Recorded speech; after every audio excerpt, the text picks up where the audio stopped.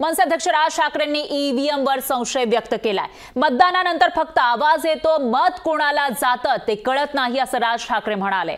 जगभर मतदान शिक्क्यावर होतं असं सुद्धा राज ठाकरेंनी म्हटलेलं आहे। तर राज ठाकरेंना आधी ईव्हीएम पटलं होतं, आता पटलं नाही असा पलटवार फडणवीसांनी केला आहे। एकीकडे ईव्हीएमवर राज ठाकरेंनी संशय व्यक्त केला आहे आणि त्यानंतर उपमुख्यमंत्री फडणवीसांनी राज ठाकरेंना हे प्रत्युत्तर दिलंय।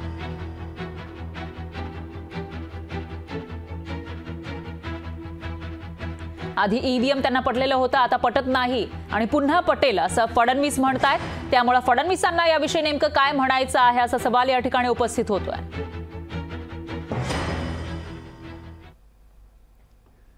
जगभर जर समजा तुमचं मतदान हे जर समजा शिक्क्यावरती जर समजा असेल, जगभर जगातल्या सगळ्या पुढारलेल्या देशांमध्ये जर समजा तशा प्रकारचं मतदान असेल, तर आपणच का वोटिंग मशीन घेऊन बसलोय? बरं, मी बटन दाबल्यावरती मला कळतच नाही ते मतदान झालंय माझं नाही झालंय, फक्त खूप असा एक आवाज आला, याच्या पलीकडे मला कळतच नाही की बरं मी ज्याला मतदान केलं त्याला मिळालं का?